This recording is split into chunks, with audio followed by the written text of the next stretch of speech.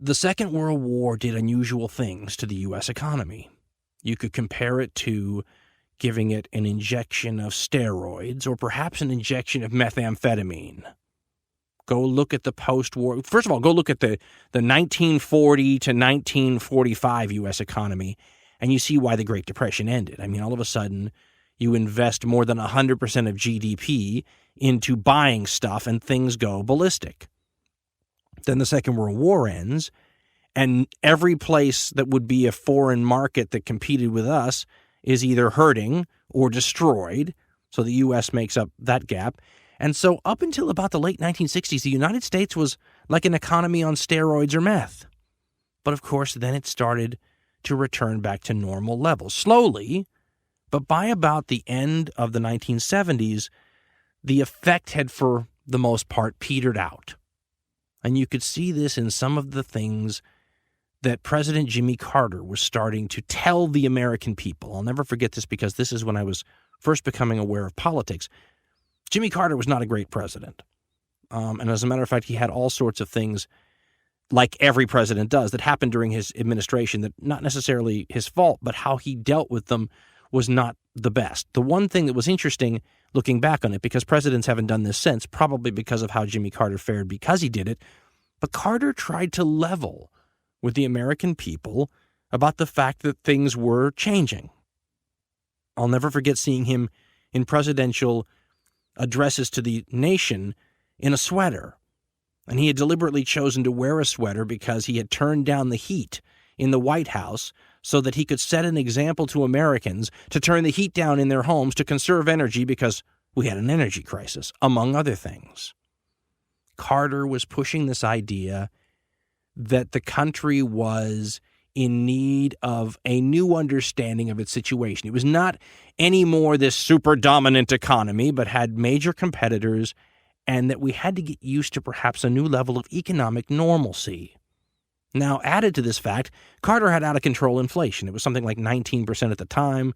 There was something called a misery index that had never scored worse than it had under the last years of Carter. And in addition to that, Jimmy Carter was openly calling the American situation something that was in part based on the attitudes Americans had, and he said we were infected with a malaise. That's the way he put it openly. Now, when he ran against Ronald Reagan in 1980, Reagan contrasted this message that Carter was sending. Today we would say Carter was pushing kind of an austerity program where he was basically saying it's time to tighten our belt, put our nose to the grindstone, start saving energy, start, rebalancing our economic portfolio and getting used to a new reality, perhaps a lower standard of living. We're not as rich as we used to be, right? And Reagan's message was, to hell with that. We don't have to live like that.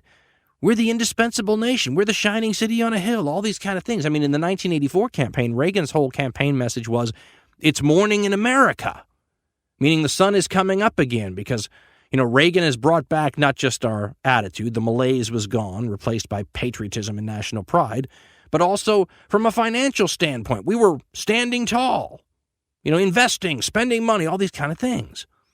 But the reason why, and people forget this, but you just have to go look at a year-by-year debt breakdown to see the truth of the matter is.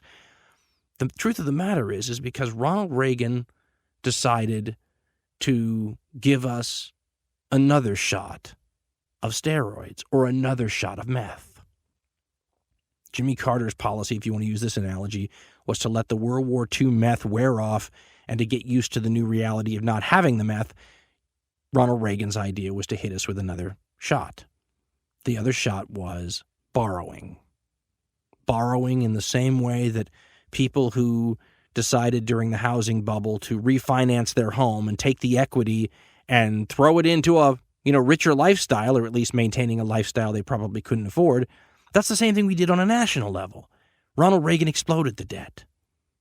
Exploded it in ways that it has never grown at any time in this country except in the Second World War. And obviously that was a short-term stimulus. But it was essentially the same thing. Hit us with money. Put the money into things like defense. The economic rationale for doing this was that eventually the prosperity would equal more tax payments into the Treasury, although he lowered tax rates too, and that would end up paying for the borrowing. By the time Reagan leaves office, the debt has shot up. Now, his successor, who had been vice president under Reagan, continued these policies for a little bit, and then at the end of his term, the elder George Bush started to taper them off. Certain things were changing that allowed our government to do some different financial things. And the guy who was a real beneficiary of this was the next president, the Democrat Bill Clinton. The things that were happening at the end of the George Bush administration were twofold. One, the economy was taking off due to factors that neither the elder George Bush nor Bill Clinton really can take credit for. We were starting to enter the tech revolution, what would become the internet bubble and all that stuff. And money began increasingly during the Bush administration at the end and more during the Clinton administration to pour into the tax coffers. All of a sudden, we were flush with tax money. Not just that, the Cold War ended. And for the first time since the middle 1940s, the United States was able to cut back a little bit on military spending. It was called the peace dividend, if you recall, and it didn't last very long. But while it did, it gave President Bush at the very end of his term and President Clinton for the majority of his term more financial flexibility in terms of the debt than any president had had in some time. Jimmy Carter didn't have the option of increasing, tax rolls. He was dealing with a nation who was finding all sorts of foreign competitors eating our lunch, right? Japan was just starting to take over the auto manufacturing, for example. And he was also dealing with, a military budget that he couldn't cut because we were in the middle of a Cold War, right? At the end of Jimmy Carter's term, the Soviets invaded Afghanistan. I mean, the Cold War was heated at the time. By the time Bill Clinton's in office, he's able to take money from the increased internet bubble tax money. He's able to take money from the peace dividend and actually pay down the debt. One of the few presidents who ever did that. Now, he acts like this is something he created. He was really the beneficiary of some fortunate trends. Now, he chose to spend the extra money to help take the debt down. Not much, more of a symbolic effort than anything, but when you never take the debt down as a president, it's still notable. Now, the reason I bring that up is because we could learn a little bit from what made it possible for Bill Clinton to do that. I'll often say on this program that one of the things we should seriously look at as unaffordable given our current situation is our military spending. Bill Clinton's use of this peace dividend shows what we might be able to do if we could free up some money that currently goes into the defense budget. Now, obviously, after Bill Clinton's term, you have George W. Bush. We get hit on 9/11. We go into Afghanistan. We go into Iraq. We then have this whole banking crisis and the initial TARP bailout, and then Obama inherits it and has more bailouts. And under the last two presidents, we've seen the debt skyrocket to unheard-of levels. But those unheard-of levels were levels that were set up by previous administrations, okay? Those previous administrations used borrowing to help maintain a national lifestyle that was probably out of proportion to what we could afford and expect, right? It wasn't prudent to maintain that lifestyle, but it was popular amongst politicians because if you had somebody running for office promising a more Jimmy Carter, tighten your belt austerity future against someone who was promising to keep the good times rolling, the American people voted for the latter. It's our fault in the end, folks, because nobody was going to vote for a guy who was calling for tough choices and it's time to put our nose to the grindstone, work more hours, pay more taxes, cut social programs. Wasn't going to happen, ladies and gentlemen. That's called a loser proposition at the ballot box. And so now we find ourselves in a situation where our annual spending is almost 50% more than what we take in. Not just that, we're obviously in a bad economy now, which makes the situation look worse. Remember, the GDP is a little like the national salary check. And if you compare that to the liabilities, it's one thing in good times. It's another thing when, like right now, it's the equivalent of having a lot less take-home pay, and yet the debt is bigger. So things are quite serious, okay? This sword of Damocles that hangs over our head has to be dealt with. And I have precious little faith in our politicians to be able to make the level of changes they're going to have to make to do this. They're going to have to raise taxes, especially on rich people who've had, let's be honest, ladies and gentlemen, the wealthy in this country under the Eisenhower administration had a 91% top tax rate. Nobody is seeking that again. But that's a perfect example of how high the tax rates have gotten in eras where you could never call us socialist, right? As a matter of fact, that was the height of the Red Scare, so it was the opposite of socialist, and we still thought a 91% tax rate on top tax earners was okay. Kennedy lowered that. Reagan lowered it again. The people in this country who make the most money have been living in boom times in terms of taxes.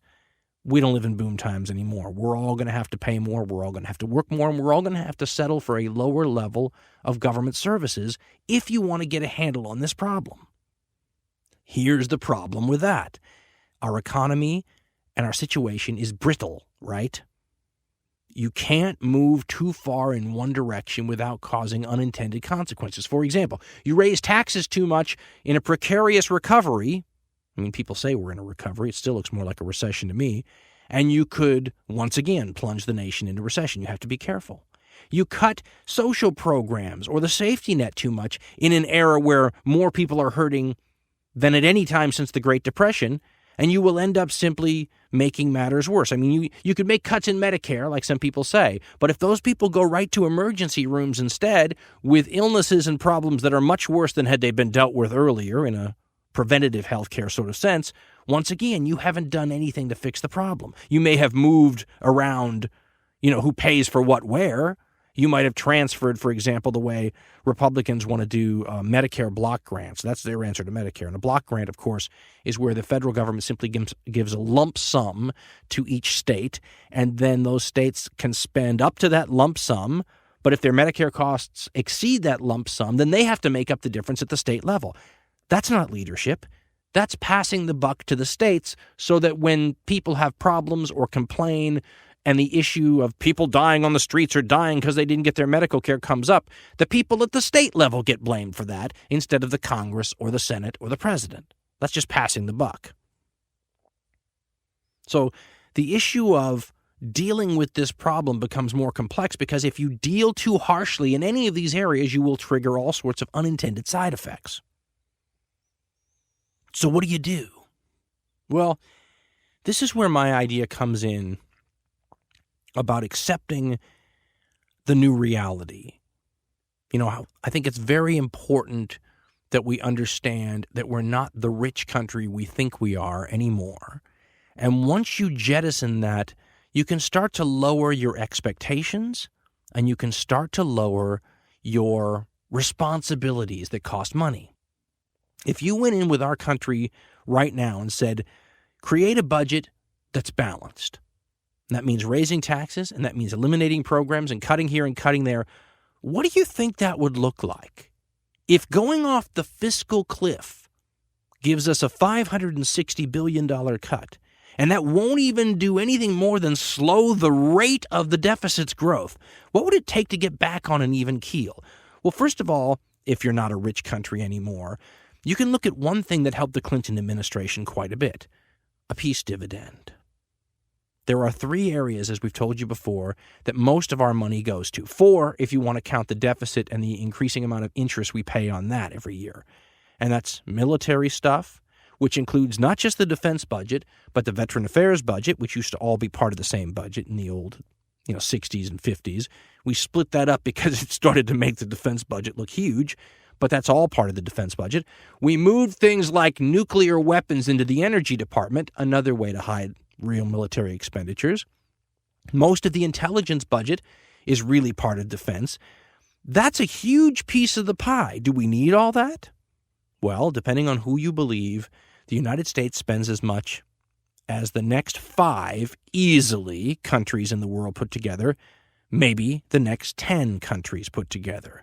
Do we need to be spending that? Well, if you're a super rich person, speaking of a nation, maybe you do. Maybe that's a luxury you can afford. Maybe that's the rich guy with his palace of a house, when you just build the, Cadillac security system and you have security guards everywhere to protect your interest. We're going to downsize that palace, and one of the things we need to take away, folks, is all that extra security, maybe. Maybe we are overinsured when it comes to defense, right? Perhaps because that's not all about defense. If we scaled back on that, you might be able to have the situation that Bill Clinton found himself in with some extra money that could be put into paying down the debt, money that wouldn't come from tax increases, so people who are worried about higher taxes wouldn't have to get hit with that bill, and money that wouldn't come out of the social safety net either. That's sort of the third option. And folks, we can take that money without it being too hurtful to the country, because the country is not in danger. This is a terrible thing to have to say, folks, but the biggest danger we face is some terrorist bringing a nuke into a U.S. harbor or something.